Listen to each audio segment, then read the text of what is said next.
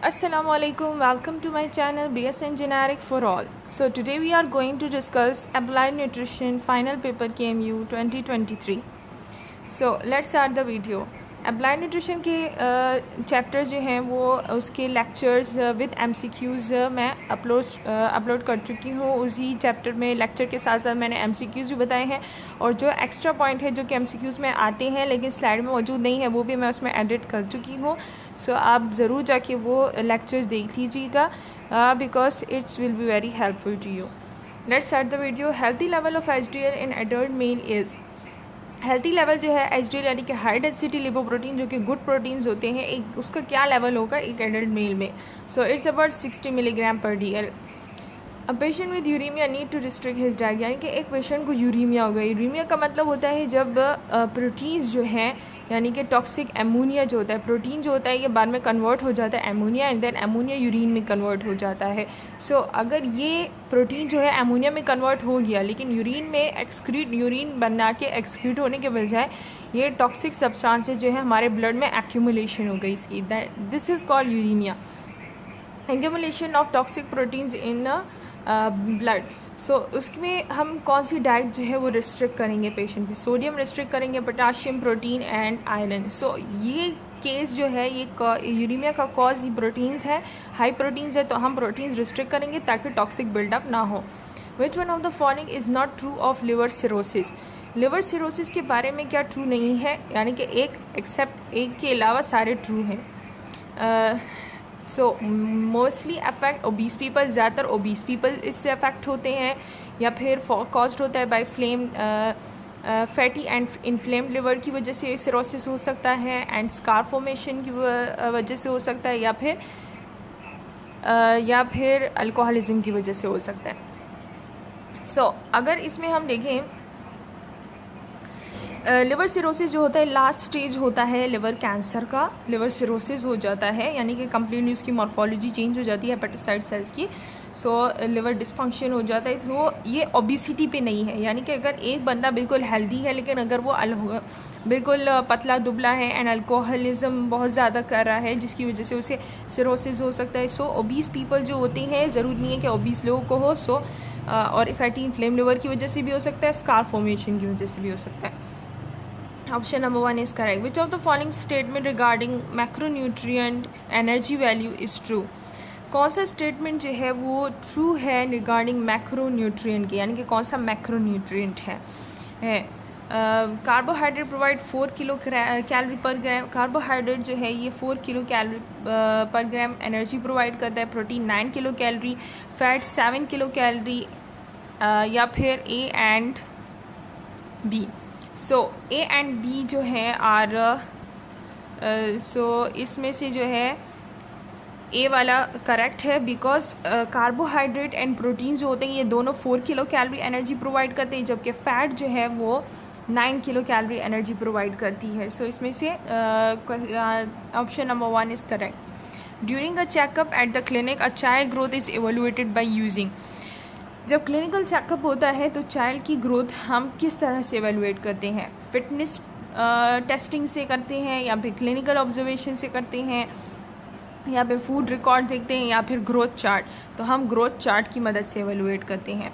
Kidney play करता है important role in the formation of, kidney जो है किस चीज़ की फॉर्मेशन में इंपॉर्टेंट रोल प्ले कर रहा है, ascorbic acid, vitamin B12, vitamin D and retinol.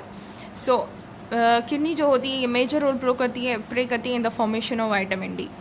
When planning a diet with pregnant women the nurse first action would be, जब हम प्रेग्नेंट वुमेन के साथ उसका डाइट प्लान वो कर रहे हैं, डिस्कस करें, उसके लिए डाइट प्लान बना रहे हैं, तो नर्स का फर्स्ट एक्शन क्या होना चाहिए, review the women's current dietary intake, क्या वो उस वुमेन की करंट डाइटरी इनटेक जो है वो पहले रिव्यू करेगी कि अभी क्या ले रही है, या फिर वुमेन को उन्हें बताएगी कि फूड पिरामिड के बारे में बताएगी, या फिर caution the women to avoid large doses of vitamin, या फिर उसे बताएंगी कि आपको एहतियात करनी चाहिए अगर आप वाइटामिन वगैरह ले रही हैं, या फिर instruct the women to limit intake of fatty food, या फिर उसे फैटी फूड लेने से मना करेंगे।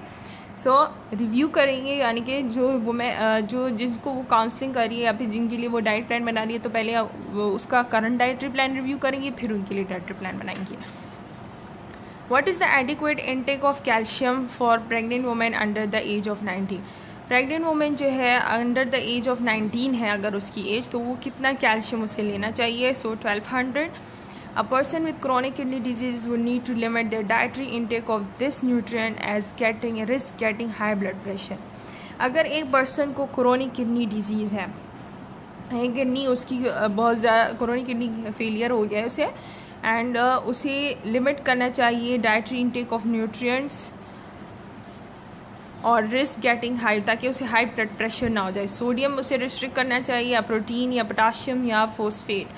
तो क्रोनिक किडनी डिजीज़ में अगर हाई ब्लड प्रेशर से उसे बचना है, तो हाई ब्लड प्रेशर जो होता है वो सोडियम की वजह से आता है, यानी कि जितना सोडियम आपकी बॉडी के अंदर रिटेन होगा उतना ही ज़्यादा वाटर रिटेन होगा। हाइपरटेंशन हो सकती है इसकी वजह से, एंड सोडियम जो होता है वो एक्सक्रीट नहीं हो पाता किडनी से, क्योंकि किडनी जो है वो फेल हो चुकी है, जिसकी वजह से हमें सोडियम रिस्ट्रिक्ट करना होता है।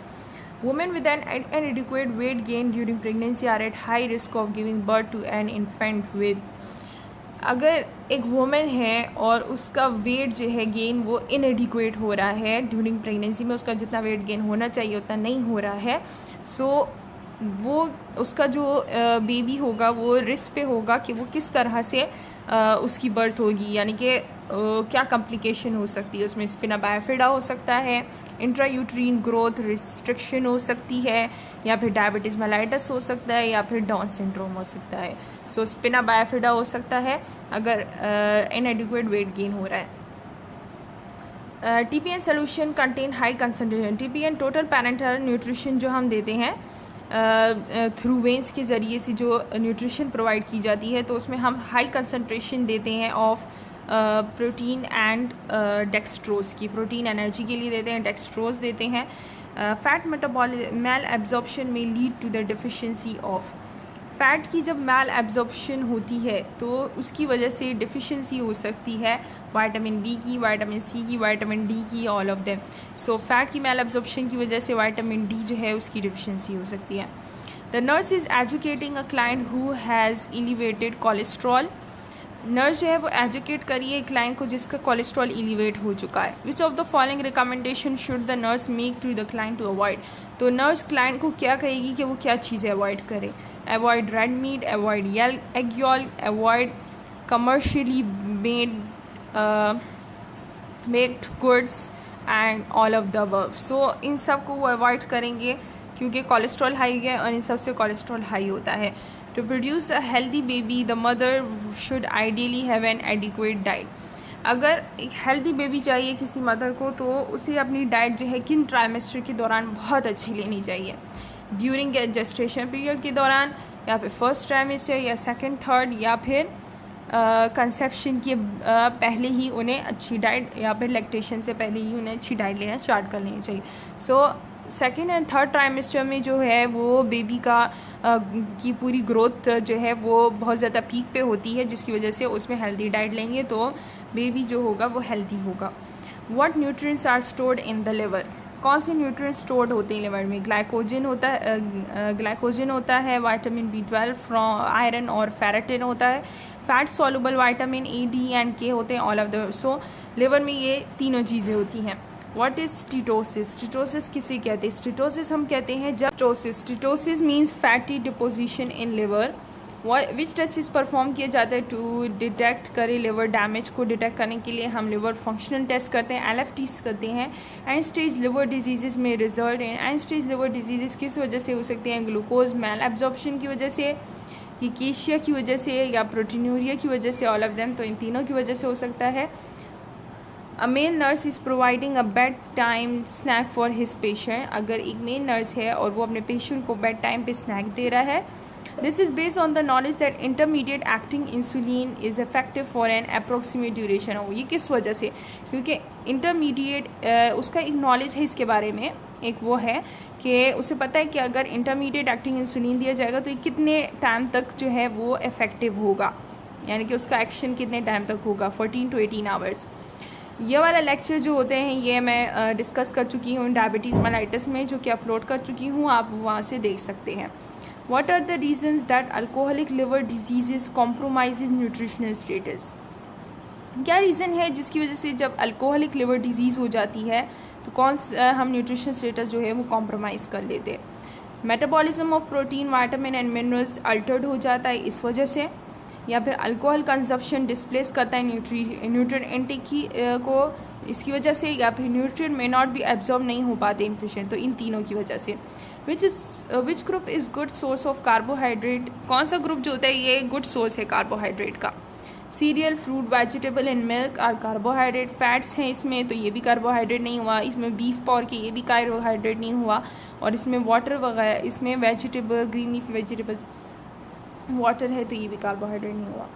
Which of this thing have the highest glycemic index, किसका हाइपर ग्लाइसेमिक इंडेक्स यानी कि ग्लूकोज किस में ज़्यादा होगा? सो ड्राइड फ्रूट में, फ्रूट जूसेस में, वेजिटेबल्स में, या फिर multigrain bread. So multigrain bread में सबसे ज़्यादा ग्लाइसेमिक होगा, कार्बोहाइड्रेट्स होंगे।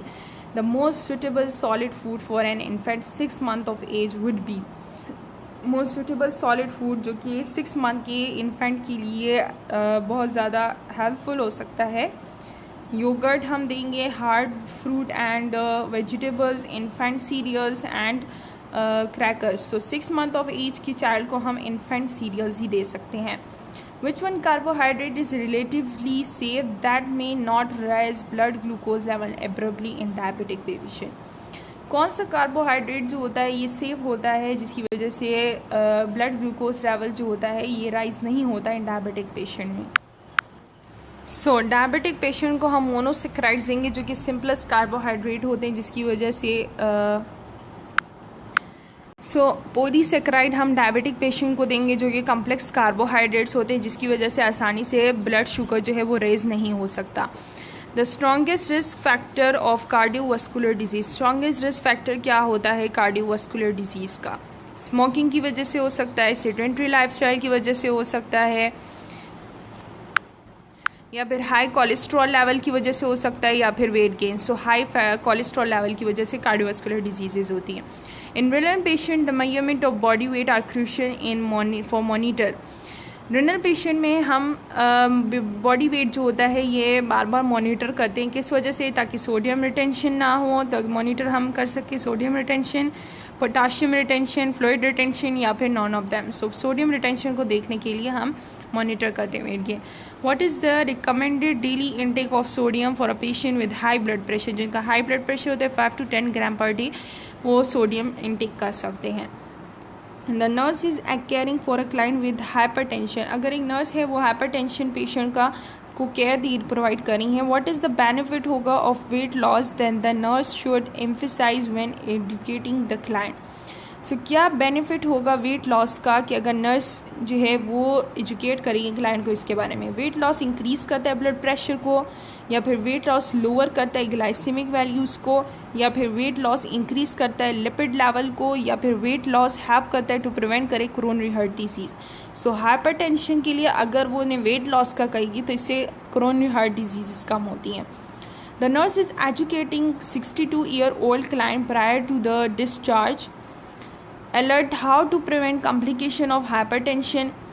अगर एक नर्स एजुकेट करिए 62-year-old क्लाइंट को, अब वो डिस्चार्ज हो रहा है और उसे अब वो हाइपरटेंशन की प्रिवेंशन के बारे में, उसकी कॉम्प्लिकेशन के बारे में बता रही हैं, तो कौन सा लाइफस्टाइल इन्फ्लुएंस जो होता है on hypertension should the nurse tell the client to avoid, कि कौन सा लाइफस्टाइल अवॉइड करे? हाई ओबिसिटी अवॉइड करे, हाई कोलेस्ट्रॉल डाइट अवॉइड करे, हाई सॉल्ट इंटेक अवॉइड करे, ऑल ऑफ देम।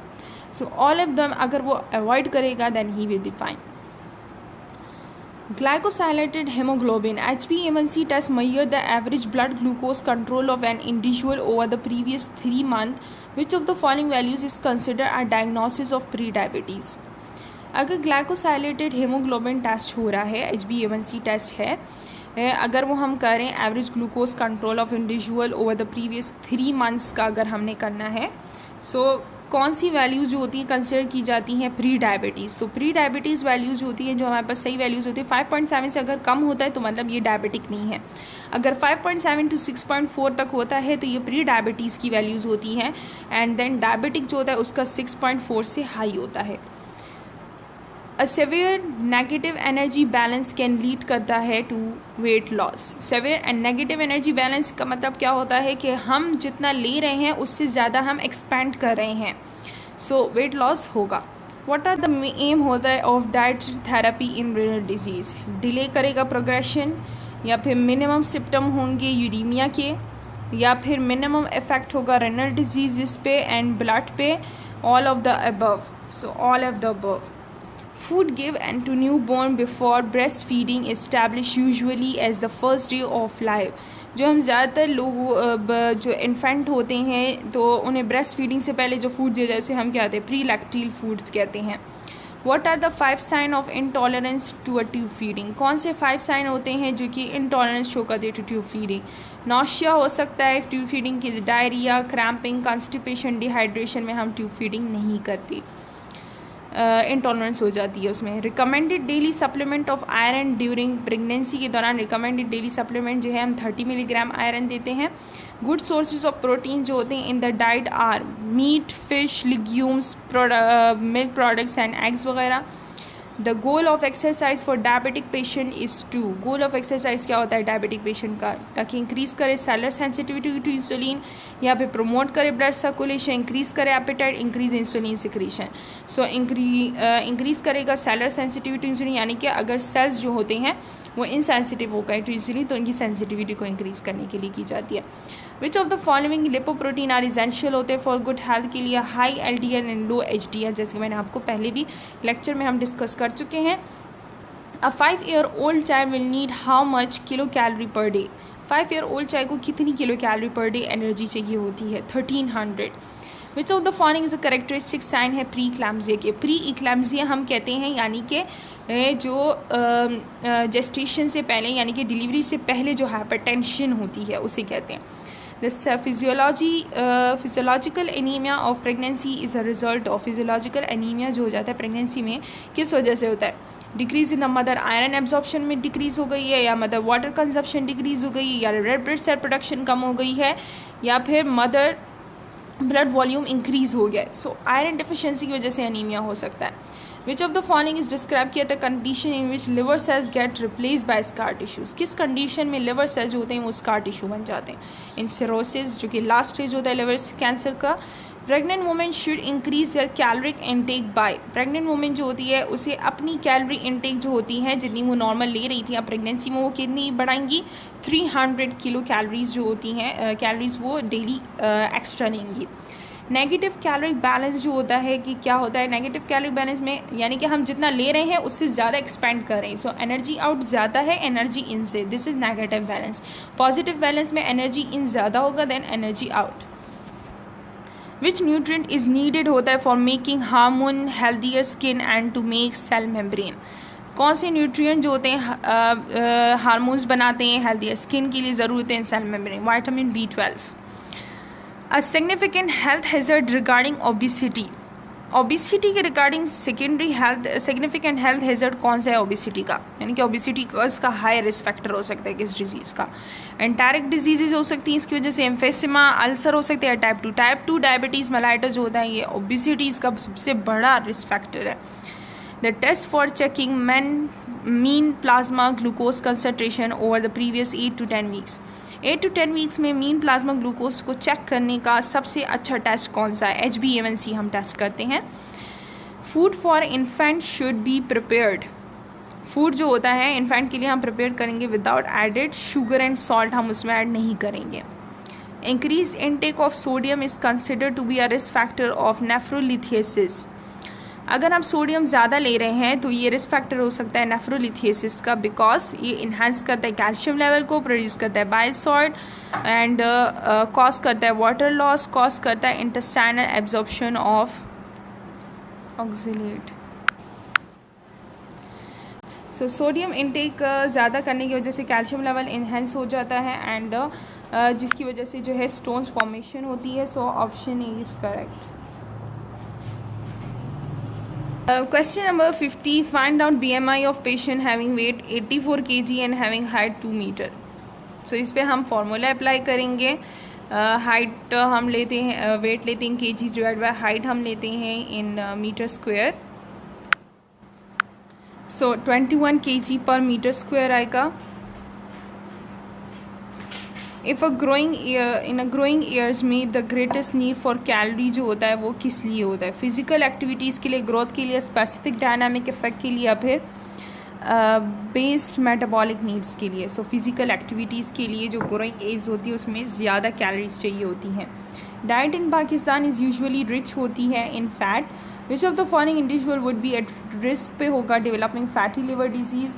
पर्सन जो कि ओबीस होता है, हाइपोग्लाइसीमिया जिन्हें होता है, या फिर हैव लो ब्लड कोलेस्ट्रॉल होता है, या फिर ऑल ऑफ द इंडिविजुअल। सो जो ओबीस पेशेंट होते हैं वो हाई रिस्क पे होते हैं फैटी लिवर डिजीज़ के लिए। Which food is the largest source होता है सैचुरेटेड फैट का? So pizza. The rational of complex carbohydrate intake in diabetic patient is to absorb gradually in blood, यानी कि कम्प्लेक्स कार्बोहाइड्रेट पॉलीसेकेराइड्स अगर हम देंगे सो वो आसानी से जो है वो एब्जॉर्ब नहीं होते ब्लड में, बहुत ज़्यादा ग्रेजुअली होते। Which of the following confirmed करता है values meet the diagnostic threshold for diabetes? HbA1c अगर 6.5% और हाइयर होगा सो मीन डायबिटिक है। Iron deficiency anemia is associated होता है with higher preterm birth. What can a mother do to receive adequate amount of iron? Iron deficiency anemia की वजह से high pre mature baby हो जाता है, तो मदर जो है उन्हें कितनी अमाउंट में लेनी चाहिए, किस तरह वो लेंगी? Intake of dark green leafy vegetables. Iron intake जो है वो अगर अपनी डाइट में डार्क लीफी ग्रीन वेजिटेबल्स ज़्यादा लेंगी तो आयरन इनटेक होगा। Monounsaturated fats are found in which dietary sources? Monounsaturated fats इसमें किस डाइटरी सोर्सेज में? So olives, canola oil, cashews, almonds, peanuts and avocados वगैरह मोनोसैचुरेटेड में आते हैं। ट्यूब फीडिंग भी रिकमेंडेड की जाती है जब पर्सन लाइक करता है adequate oral nutrient intake for 2 to 4 days के लिए। अगर वो है ओरल इनटेक अगर नहीं ले रहा है दैन हम उसे ट्यूब फीडिंग पे डाल देते हैं। A low birth weight infant weight करता है less than 2500 gram. What is the recommended weight gain होता है during pregnancy for women with normal BMI? जिनका नॉर्मल BMI होता है उनका वेट गेन कितना होना चाहिए during pregnancy? So 11 to 12 kg weight जो है वो गेन होना चाहिए। What is the basic enteral formula type है? मॉड्यूलर जो है ये बेसिक एंटायर फार्मूला टाइप है। कौन सा वाइटामिन जो होता है हेल्प करता है in prevention of developing gall stone से प्रिवेंट करता है? Vitamin C। A person whose BMI is range of 17 to 18 should be categorize होता है एज। अगर जिनका BMI 17 to 18 होता है दैन ये कैटेगराइज होते हैं as underweight. Which of the following accurately describe करता है the greatest risk to having a feeding tube? यानी कि ग्रेटेस्ट रिस्क पे अगर कोई ट्यूब फीडिंग पे है, यानी कि ट्यूब से फीडिंग हो रही है उसकी, तो उसका वो किस चीज़ के लिए ग्रेटर रिस्क पे होगा? इलेक्ट्रोलाइट इम्बैलेंस हो सकती है, फ्लूइड वॉल्यूम ओवरलोड हो सकता है, इन्फेक्शन हो सकता है, एस्पिरेशन। तो जो ट्यूब फीडिंग पे होते हैं तो उन्हें एस्पिरेशन का ज़्यादा वो रिस्क होता है क्योंकि इलेक्ट्रोलाइट तो बैलेंस हो रहे हैं, ओवरलोड नहीं होगा वॉल्यूम, उसमें हम सही अमाउंट में देते हैं, इन्फेक्शन नहीं होगा। इन्फेक्शन का भी रिस्क हो सकता है लेकिन ज़्यादा जो है एस्पिरेशन का हो सकता है, यानी कि वो एस्पायर कर सकता है, लंग्स में उसके जा सकता है stomach content. Which of the following risk factor for coronary heart disease in modifiable consume modifiable, यानी कि कौन सा रिस्क जो होता है ये हम मॉडिफाइबल यानी कि ठीक हो कर सकते हैं? Diet, age, gender, family history. तो इन तीनों को हम ठीक नहीं कर सकते, ये नॉन मॉडिफाइबल रिस्क फैक्टर हैं जबकि डाइट मॉडिफाइबल है। As a nurse what is the best approach होगा? हम सजेस्ट करते हैं वेट लॉस के लिए to your patient increase energy expenditure than intake, यानी कि एनर्जी ज़्यादा एक्सपेंड करे देन इनटेक, वेट लॉस होगा then. According to trial on diabetes prevention high risk individual can reduce their risk to develop diabetes by doing the following. जब हम diabetes के बारे में प्रिवेंशन के बारे में बताते हैं तो हाई रिस्क इंडिविजुअल जो होते हैं वो कितने % तक अपना वो जो है डायबिटीज़ का रेट रिड्यूस कर सकते हैं? अगर वो लो कार्बोहाइड्रेट्स लेंगे दैन डायबिटीज़ जो है वो उन्हें कम रिस्क पे होंगे। What do you mean by lean muscles? Lean muscles का क्या मतलब होता है? Muscles without fat. जहाँ पे भी लीन का वर्ड आता है विदाउट फैट होता है इसका मतलब। What is the best option है if a patient can not tolerate semi synthetic formula or wish to consume family food? कौन सा बेस्ट फार्मूला होगा? अगर पेशेंट जो है वो सेमी सिंथेटिक फार्मूला का टॉलरेट नहीं कर सकता तो हम फैमिली फूड कौन सा देंगे? ब्लेंडराइज्ड फूड जो होगा, जिसमें सारे जो होते हैं चिकन वगैरह, ये सारी चीज़ें वेजिटेबल्स वगैरह होती हैं, देने से हम फैमिली फूड कहते हैं। Hope so you like the video. अब तक के लिए अल्लाह हाफ़िज़।